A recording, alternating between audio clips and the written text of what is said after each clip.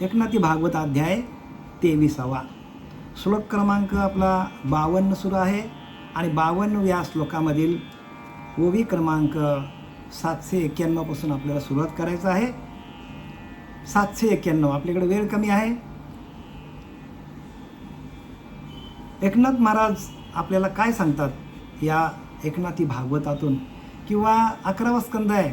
हा स्कंद भगवंताने उद्धवाला सांगितलेला आहे आणि उद्धवाला श्रवण भक्ती लाभली आणि श्रवण भक्ती सगळ्यात श्रेष्ठ भक्ती आहे.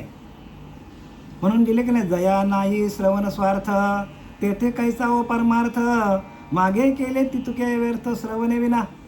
मागे जेवढं आपण केलं तेवढं फुकट केलं का? श्रवण भक्ती नाही. श्रवण भक्ती सगळ्यात श्रेष्ठ भक्ती, कारण पहिली भक्ती आहे.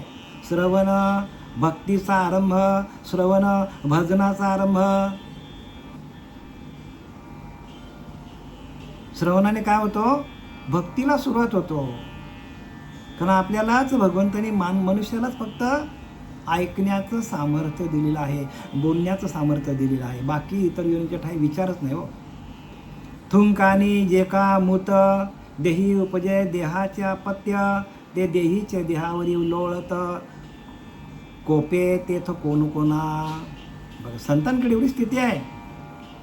भगवंत सांगतो उद्धवाला, बघ उद्धवा, मी तुला आता त्या कंजूस ब्राह्मणाची कथा सांगितली, त्याच्यावर किती वेळ आले, म्हणजे किती त्याच्यावर असे संकट आले कितीतरी. लोकांनी पहिल्यांदा तो कंजूस होता म्हणून लोकांनी त्याचा काय केला? छल केला त्याचा, म्हणजे त्याचा द्वेष केला लोकांनी. आणि नंतर त्याची बायको मुलं सगळी त्याला सोडून गेली हो. म्हणजे एवढा कंजूस होता तो. आणि त्याच्यानंतर त्याच्यावर अशी आपत्ती आलेली आहे की घरदार त्याचा गेला, भगवंताने सगळा केलेला आहे, त्याचा ओस करून टाकला सगळा. पण त्याचा प्रपंच सगळं काय करून टाकला? खंडित करून टाकला. आणि असा प्रपंच खंडित करून देखील तो त्याने आपल्या मनाला अत्यंत दुःख सहन केले आणि दुःख सहन करून देखील त्या भगवंताला विसरलेला नाही. आपल्यावरती जरा प्रसंग आला केला की आपण देवाला दोष देतो. हे देवानेच केलं, हे गावदेवीने केलं, हे कोणीतरी मला करणे केले. अनेक प्रकारचे संशय आपल्यामध्ये आहेत. पण नाथ बाबा इथे सांगतात, आपला कोणीही दुश्मन नाही बरं का. आत्मा पण नाही, आत्मा पण करत नाही, दुःख देत नाही. आपल्या आतमध्ये असलेले देवता पण दुःख देत नाही. आणि म्हणून इथं लिहिलं आहे, मनाची जिंकावे मानसी, मनाची जिंकावे मनासी, हे गत गोष्टी तुझं पाशी सांगितले यथा तेशी मनोदयाशी उपावो. मनाची जिंकावे मनाशी, मनानेच मनाला जिंकायचं आहे. मनाला दुसरा त्रास कोणी देत नाही, मनच मनाला त्रास देतो. आणि म्हणून त्या मनाला रामरूप बनवायचं आपल्याला. बघा, एखादा माणूस आजारी आहे, त्याला किती दुःख असतो. दुःख कोण देतो? देव देतो? आत्मा देतो? नाही, आपलं मनच आपल्याला दुःख देतो. आणि म्हणून भगवंताने आपल्याला वॉर्निंग दिली बरं का, इंटिमेशन दिलं, तुम्ही मनाला रामरूप करा, मनाला भजनामध्ये लावा, तुम्हाला काहीच दुःख होणार नाही. मनाला भजनामध्ये टाका. कबीराने काय केलं आहे? ज्ञानोबाराने काय केलं आहे? सगळ्या संतांनी मनावरती विजय कसा मिळवला? तर त्यांनी आपल्या मनाला काय केलं? मनाला नामामध्ये गर्क करून टाकला. नामामध्ये मनाला काय केलं? गुंतवलं. जो मन इकडे विषयांच्या द्वारे बाह्य अंगाने भरकटतो, इकडे जा तिकडे जा, इकडे पळ तिकडे पळ, ह्या देवाला पूजा, ह्या देवाची पूजा कर, त्याच्यावर फिल्डिंग लाव, ह्याला वाईट बोल, त्याला वाईट बोल, तोच मन एका आत्मस्वरूपाकडे, एका भगवंताच्या चिंतनामध्ये लावला तर कुठलंच दुःख होणार नाही. तुम्हाला लक्षात घ्या. म्हणून ज्ञान त्यालाच म्हणतात.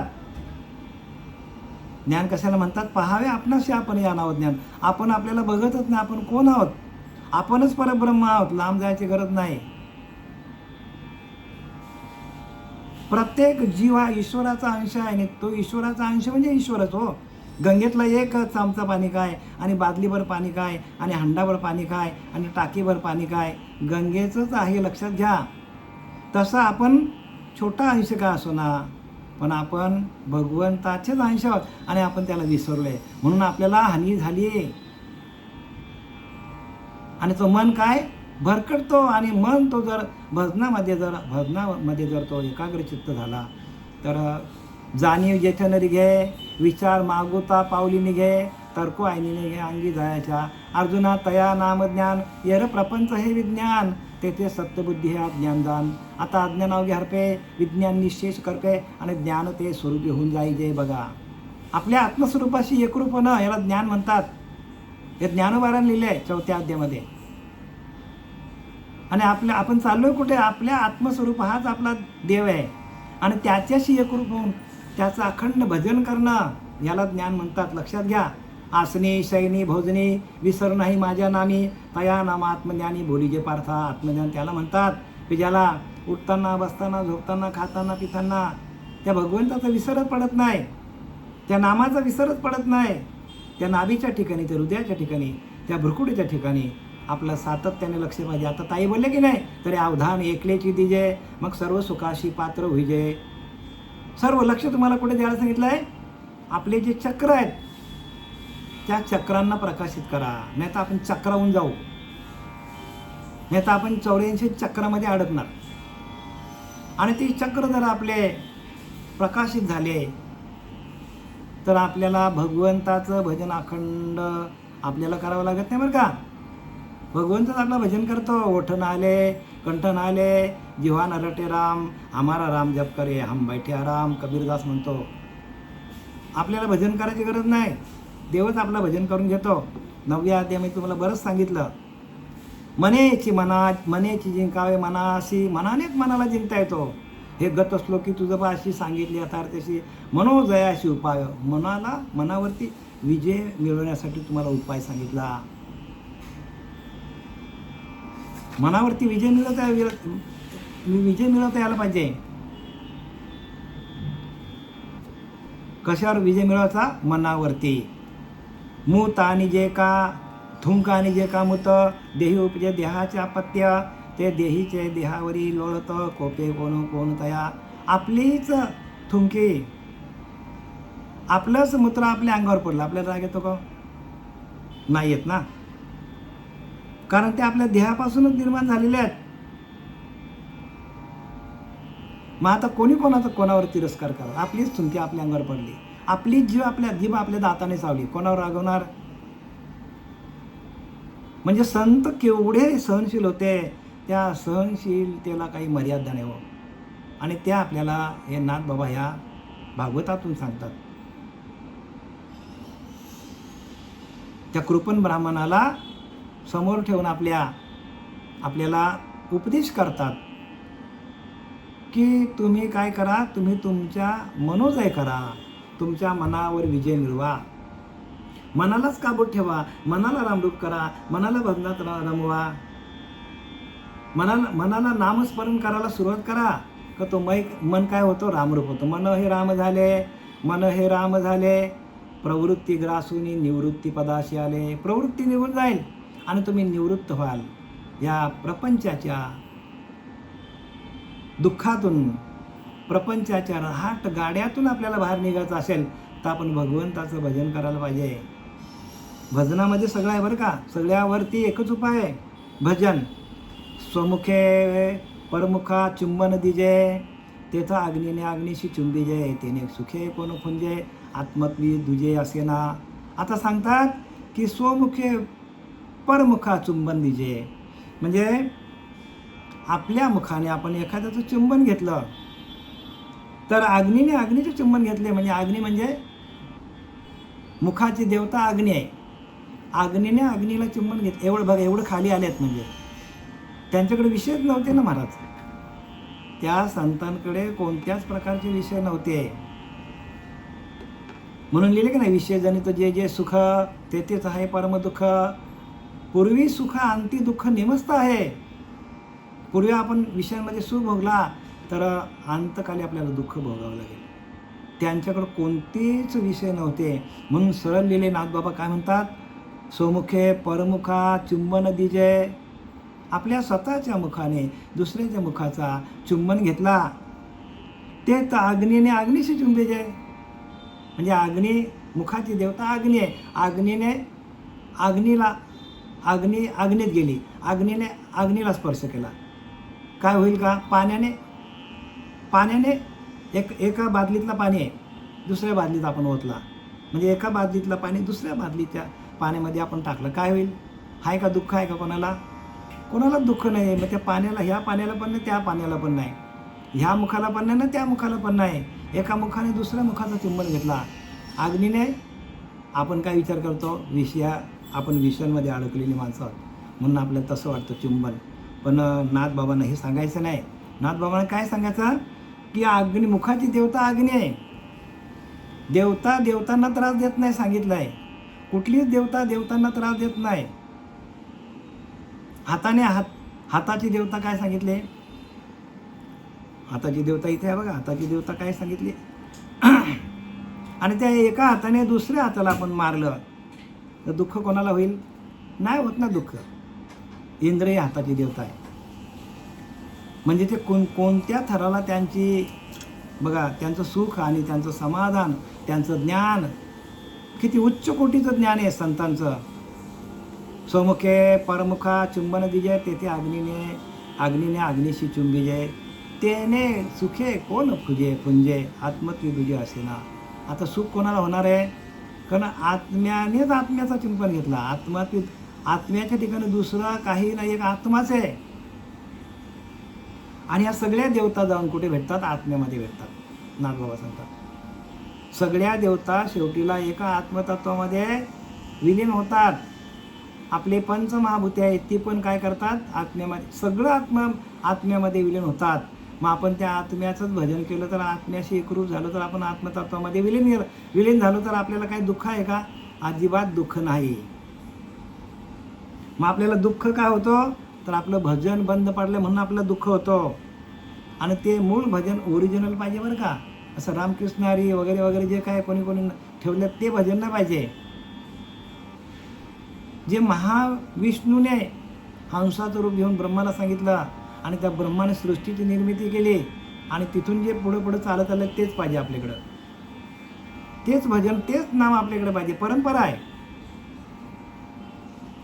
किंवा आदिनाथ गुरु सकळ सिद्धांचा मच्छिंद्रतायाचा मुख्य शिष्य, ही जी परंपरा आहे ज्ञानोबारायापर्यंत पोचलेली, ते नाम आपल्याकडे पाहिजे. आणि त्या नामातून आपल्याला तशी स्थिती होते.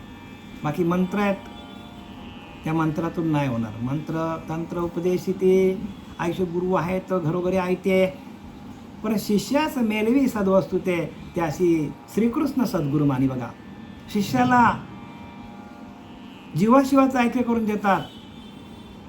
शिष्यास मेळवी सद्वस्तू ते, सद्वस्तू म्हणजे आत्म्याचा परमात्म्याशी मिलन करून देतात ते गुरु असतात. बाकी गुरु नाही सांगितलंय. बाकी गुरु नाही. बाकी ते कोण आहेत? बाकी ते समाज प्रबोधनकारक आहेत. लोकांनी वाईट वागू नये म्हणून. स्वदेह परदेह आलिंगन उभय स्पर्शी वाचून जाणं, त्याने सुखे सुखावे कोण दुजेपणा असेना. स्वदेह परदेह आलिंगन, एखाद्या स्वतःच्या देहाने दुसऱ्या देहाला आलिंगन दिला. उभय स्पर्शी वायूची जाणं, वायूने वायूमध्ये प्रवेश केला. कोणाचं काय केलं?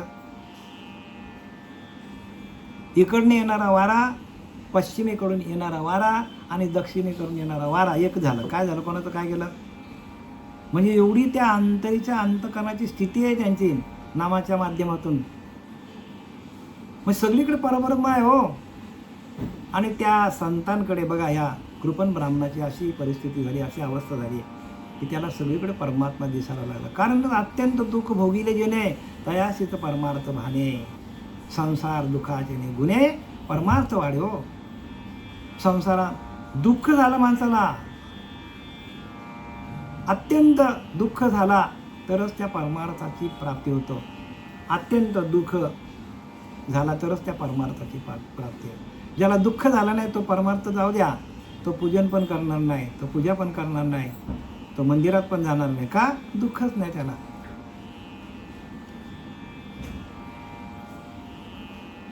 एका देहाने दुसऱ्या देहाला आलिंगन दिले म्हणजे वायूने वायूला स्पर्श केलं. बघा, देहाची दिशा काही वायू आहे हो. वायू आपल्या अंगाला लागला की लगे वारा आला समजतं आपल्याला.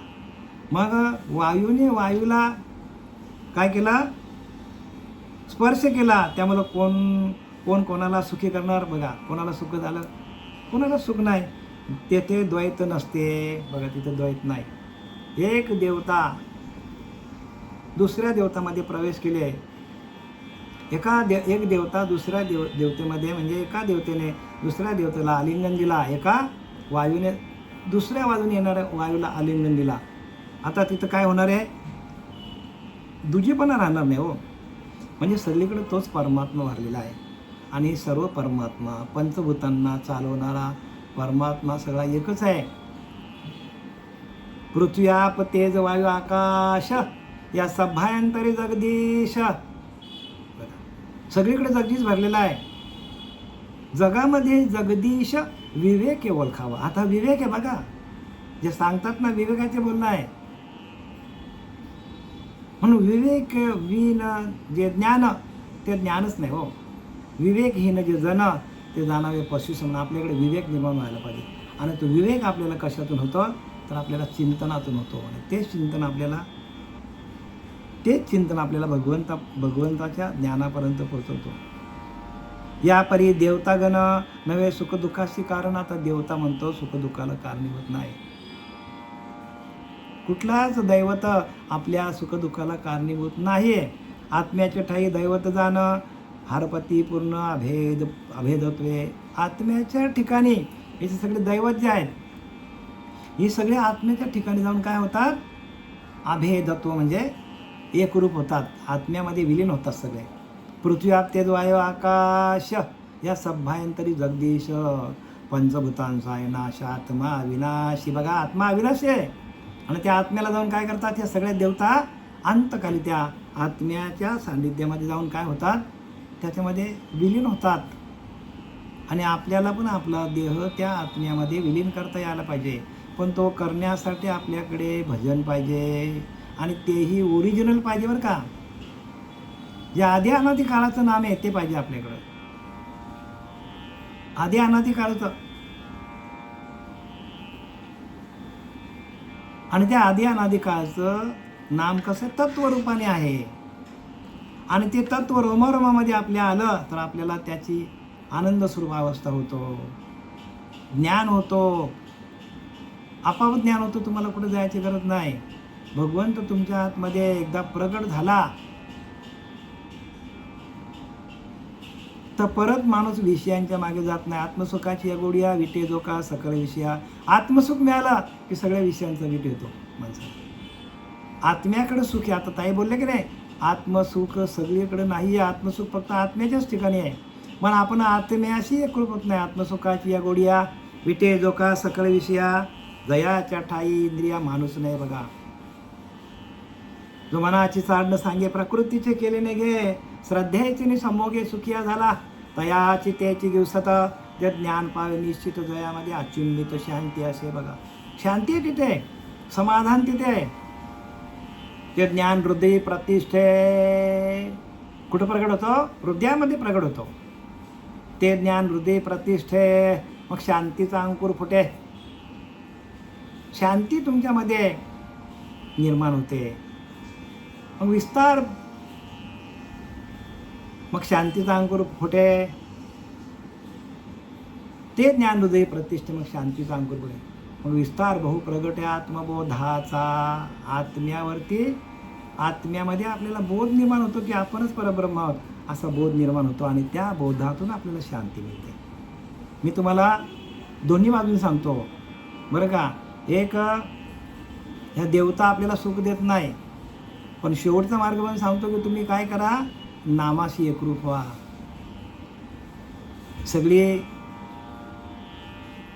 सगळ्या गोष्टी कुठं जातात? एका नामापाशी येतात. म्हणून सकळ तीर्थे निवृत्तीच्या पायी तेथे बुडी देई माझ्या मना.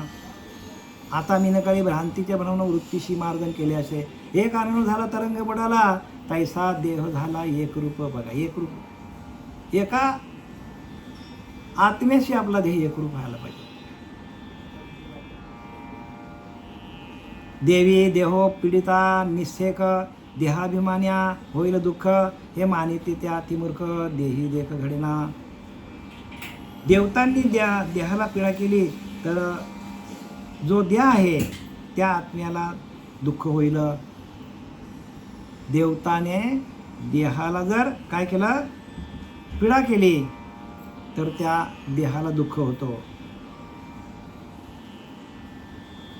देवताने देहाला पीडा केली तर जो देह आहे त्या आत्म्याला दुःख होईल असे समजतात, पण ते महामूर्ख आहेत सांगतात. म्हणजे देवताने देहाला सुख दिला तर आत्म्याला दुःख होतं असं मानतात ते मूर्ख आहेत सांगतात. आत्म्याचा काय आणि देहाचा काही संबंध येत नाही. आत्मा देहातीत आहे, मनातीत आहे, त्याचा काही देहाशी काही संबंध येत नाही.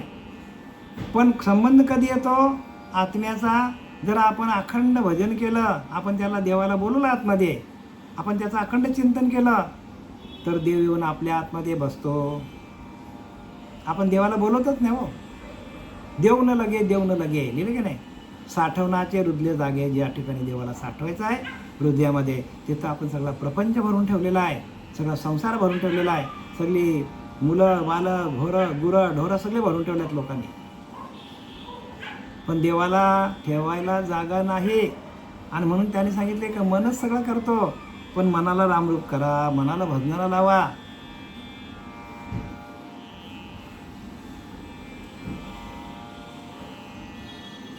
देवी देहपीडिता निषेक देहाभिमान्य होईल दुःख.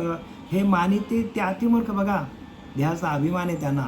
आणि म्हणून काय करतात ते, या देहाला त्रास देणारा देवता आहेत, पण ते काय हे घडेना, ते मूर्ख आहेत सांगतात ज्ञानोबा आपल्या नाथबाबा. पूर म्हणजे देहो देख, तो पुरी पुरनिवासक, तो सकल देही पुरुष एक, येतो कोणाचे दुःख कोण मानी. काय सांगतात, पूर म्हणजे देह. पूर म्हणजे काय, देहाला पूर म्हटलंय. त्या पुरात राहणारा तो पुरुष म्हणजे प्रकृती आणि पुरुष. त्या प्रकृतीमध्ये वास्तव करणारा तो पुरुष, त्या मायेमध्ये राहणारा तो ब्रह्म. ब्रह्म कुठं राहतो, मायेमध्ये राहतो. म्हणून पूर काय लिहिले, पूर म्हणजे देह. पूर म्हणजे काय, ते देह. त्या पुरात राहणारा तो पुरुष म्हणजे ईश्वर. असा पुरुष सगळ्या देहात एकच आहे. तेव्हा कोणी कोणाला दुःख द्यायचं. बघा, सगळ्या देहामध्ये एकच सर्व घटी राम देहाधी एक.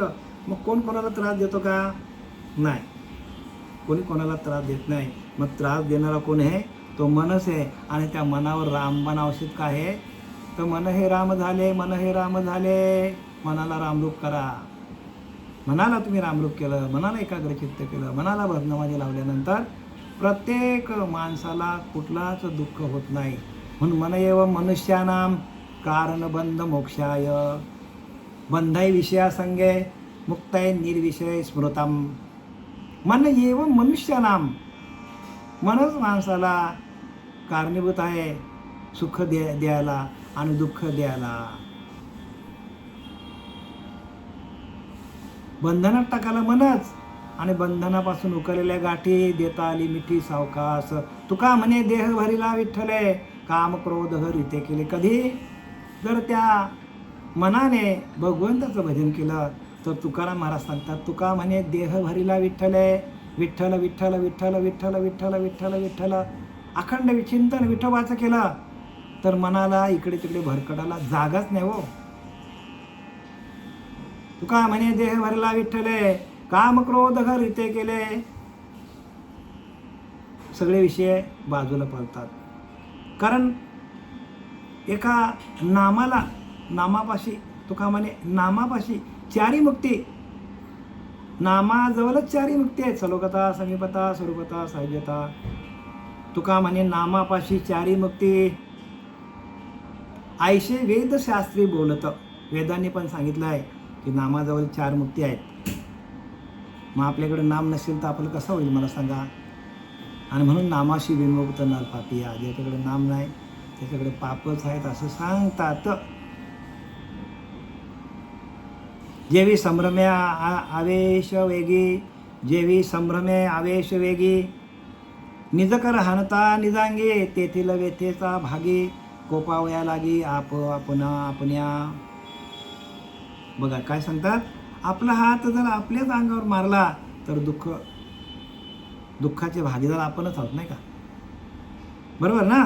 आणि कारण हे आपणच आहोत. कारण रागवणार तरी कोणाला? आपला हात आपल्याच हातावर आपटला, आपल्याच डोळ्यात आपला बोट गेला. आता कोणावर रागवणार? आपलीच जीव आपल्या दाताने झाली, कोणावर रागवणार? सगळे कारणीभूत कोण आहेत? आपणच आपल्याला कारणीभूत आहोत. त्यामुळे प्रत्येकाने काय करायला पाहिजे? तर त्या भगवंत सांगतो त्या मनाला रामरूप बनवा, मनाला देव बनवा. मन काय करा? मन करा रे प्रसन्न, सकळ सिद्धीचे कारण. मनाला प्रसन्न करा. म्हणून तुकाराम महाराज सांगतात, नाही नाही आन दैवत तुका म्हणे मनायसे. मनासारखा दुसरा देवच नाही. आणि तो ह्याच जन्मात नाही बरं का, अनेक जन्मामध्ये आपल्या जोडीला मन आहे. आणि याच्यानंतर पण तो मनच आपल्याला काय करणार आहे? तर मन षष्ठानी इंद्रियाने प्रकृती स्थानी कर्षती. परत आपल्याला काय करेल? तो या 5 इंद्रियांना घेऊन तो 6वा मन काय करतो? आपल्या मनाकडे जशी वासना असेल तसं आपल्याला परत जन्माला घालतो, तो मनच घालतो. आणि म्हणून प्रत्येकाने काय करायला पाहिजे? कितीही दुःख आले तरी पण आपण जो गेल्याची सेन करी न पावता चाडणं धरे, जो सुनिश्चिला अंतरून हेरू द्यायचा, मी आणि माझी आठवण विसरलो जायच्या अंतःकरण पारता, तो संन्यासीदा निरंतर संन्यासी कोण असेल? तर देवाचं भजन करता करता स्वतःच्या देहाला विसरणं हे सगळ्यात मोठं भजन आहे, सगळ्यात मोठा उपाय आहे. सगळ्यात मोठं उपाय संतांनी सांगून ठेवलं आहे. आणि आपली वेळ आता संपलेली झालेली. शिवाय आपले सच्चिदानंद सद्गुरू श्रीपाद बाबा, रामदास बाबा, नारायण बाबा, नाना बाबा, पांडुरंग देवीकर बाबा यांच्या चरणी समर्पित